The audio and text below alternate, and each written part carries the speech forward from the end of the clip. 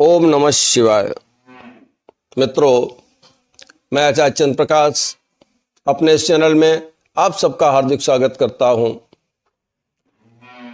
पिछले वीडियो में मैंने बताया था कि वो कौन सा महामंत्र है जिसे ब्रह्मा, विष्णु, महेश, राम, कृष्ण, शिव सभी जपते हैं और वो सारी सृष्टि के लिए एक ही है। मैंने यह भी बताया था कि महामंत्र कहते किसको हैं। महामंत्र वो मंत्र होता है जिसकी तुलना ना हो सके, उसकी कंपैरिजन नहीं की जा सकती, यानी कि वो सिर्फ एक ही होता है, अनेक नहीं होते। अनेक शब्द जहां पे आता है वहां तुलना हो जाती है, उसके समकक्ष कोई है ही नहीं। उस महामंत्र के समकक्ष ही कोई नहीं है तो तुलना कैसे होगी? वो सिर्फ एक ही होगा। जैसे ईश्वर एक है तो महामंत्र भी एक है। प्राप्ति का साधन मैंने बताया था। जब भगवान शिव से पूछा गया, माता पार्वती ने पूछा था कि प्रभु आप किस मंत्र का जाप करते हैं, आपके इष्ट कौन है? तो उन्होंने कहा मेरे इष्ट भगवान श्री राम है, मैं उन्हीं के नाम का जाप करता हूं, उन्हीं का महामंत्र जपता हूं। आप विचार करें कि क्या वो भगवान के राम राम नाम का जाप करते थे? और जब राम से पूछा गया तो वो कहते हैं मैं तो शिव जी का जाप करता हूं, मेरे तो इष्ट शिव जी हैं। बड़ा गुत्थी दिमाग में आ गई माता पार्वती के। फिर उन्होंने कई देवताओं से, ब्रह्मा, विष्णु आदि से उसका समाधान निकाला। तो जब स्पष्ट किया गया तो वो ये हुआ। इस वीडियो को आप पीछे देख लीजिए, इसी चैनल पे है, आप वहां से पूरी जानकारी ले सकते हैं। तब उन्होंने बताया कि मैं उस महामंत्र का जाप करता हूं जिसे सांसों के द्वारा जपा जाता है। सांसों श्वास नाम जप, वृथा श्वास मत खो, ना जाने इस सांस का आवन हो न हो। श्वासा में ही सार पद, पद में श्वासा सार, दम देही का खोज कर आवागमन निवार।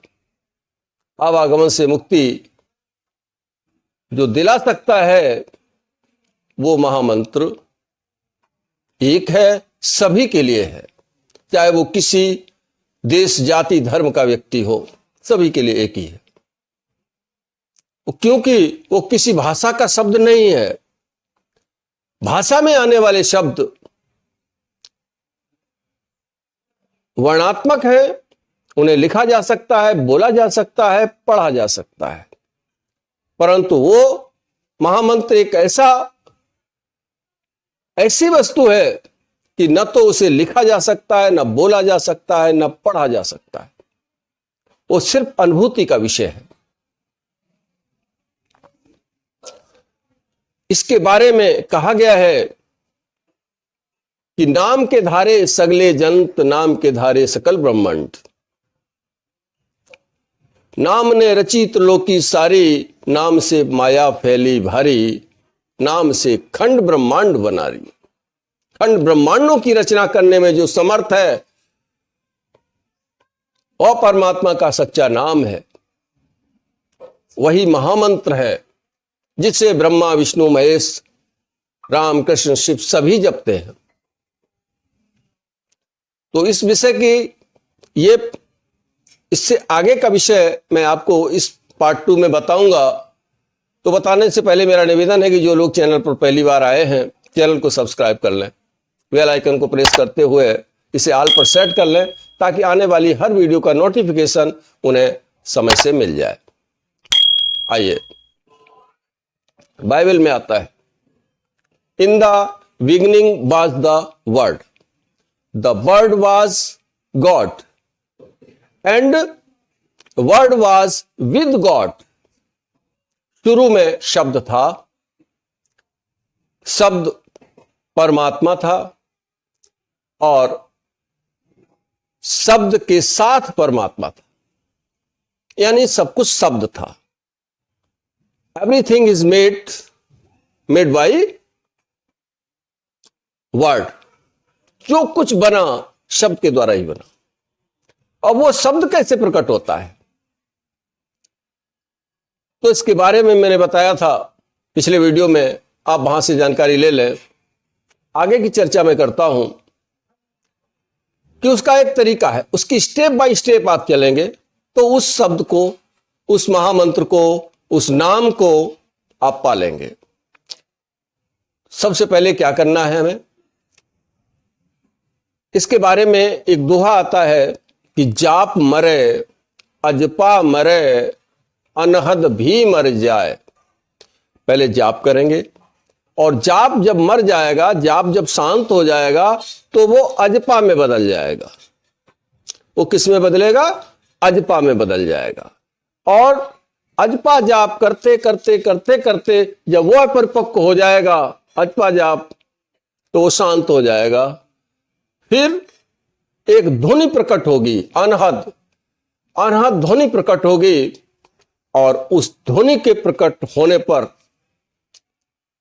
विभिन्न प्रकार के बाजे इस शरीर के अंदर बज रहे हैं और इस आज्ञा चक्र पर वो प्रकट होता है। सिम्टम्स क्या है, लक्षण क्या है, आप सुनिए। यहां पर एक ज्योत दिखाई देगी। जाप करते करते ये आज्ञा चक्र जागृत हो जाता है, तो सबसे पहले एक ज्योत का दर्शन होता है। उसके बाद जब हम अजपा में पहुंच जाते हैं तो फिर होता है उस अनहद ध्वनि का प्रकाट्य। वह महामंत्र प्रकट होता है। ये साधन है, ये साध्य नहीं है, हमारे साधन है। इनके द्वारा हम उस असली महामंत्र तक पहुंच सकते हैं। तो कहा गया है कि जब हम जाप करते हैं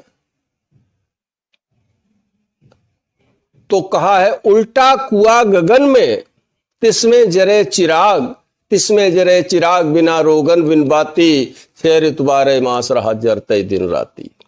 निकसे एक आवाज चिराग की ज्योति ही माही ध्यान समाधि सुने और कोई सुनता नहीं। कहा गया जब हम जप करते हैं तो प्रकाश प्रकट होता है और उस प्रकाश में से आवाज प्रकट होती है। उल्टा कुआ का मतलब ये सर जो है हमारा उल्टा है, नीचे की तरफ उसका आधार है, नीचे की तरफ है। तो इसी में से एक आवाज निकलती है और वो आवाज जब प्रकट हो जाती है तो फिर अब जाप भी मर गया, अनहद भी मर गया, वो अजपा भी मर गया। और जिस समय ये अनहद ध्वनि भी शांत हो जाती है, आगे मैं इसके लिए तीसरा पार्ट बनाऊंगा। जब इसके बारे में, अनहद के बारे में फिर मैं आगे बताऊंगा आपको, सिर्फ संक्षेप में समझ लीजिए।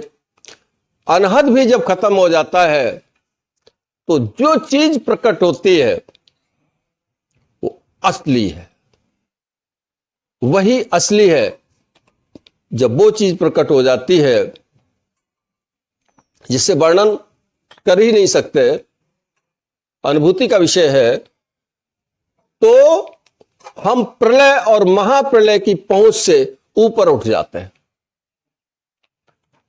सदैव के लिए हमारी मुक्ति हो जाती है। हालांकि हम जिन देवी देवताओं की भक्ति करते हैं ये भी मुक्ति देते हैं, इनकी भी मुक्ति है।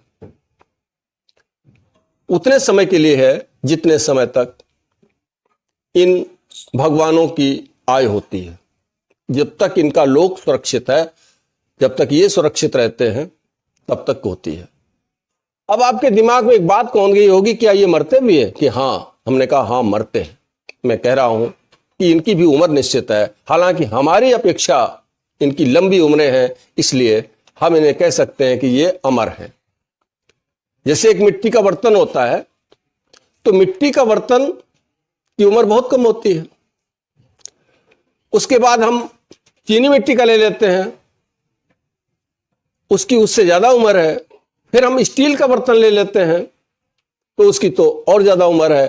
तो हम कह सकते हैं इस मिट्टी के कप की अपेक्षा स्टील का जो कप है वो अमर है, बहुत समय तक चिरस्थायी है, चिरंजीवी है, ये कह सकते हैं। तो जो इस मंत्र अनहद नाद जब जगता है, तो उसके बाद हम फिर वास्तव में चले जाते हैं उस जगह, अपनी आत्मा का साक्षात्कार करते हैं। उस समय हमारी आत्मा का अपना प्रकाश 12 सूर्यों के बराबर होता है। और जब वो अनहद शांत हो जाता है, तब जो हमारी गति होती है, वहां आत्मा का प्रकाश बहुत बढ़ जाता है, 16 सूर्यों के बराबर हो जाता है। फिर भी वो प्रकाश बहुत कम है परमात्मा की प्रकाश के आगे।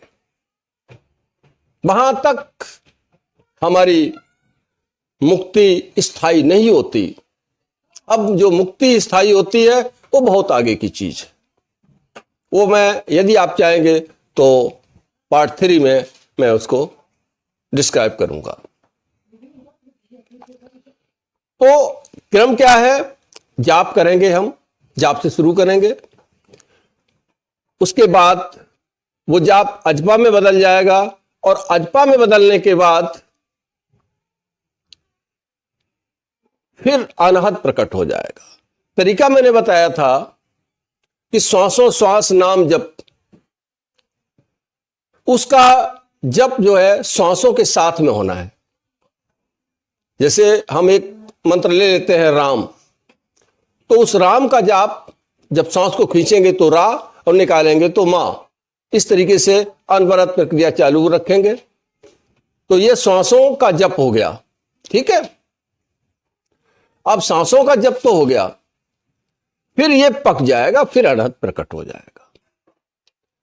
अब इस तरीके से हम किसी भी मंत्र का जाप कर सकते हैं श्वास पे, लेकिन एक प्राकृतिक ध्वनि होती है, यदि हम उसका सहारा लेते हैं तो हम बहुत जल्दी सफलता प्राप्त कर सकते हैं।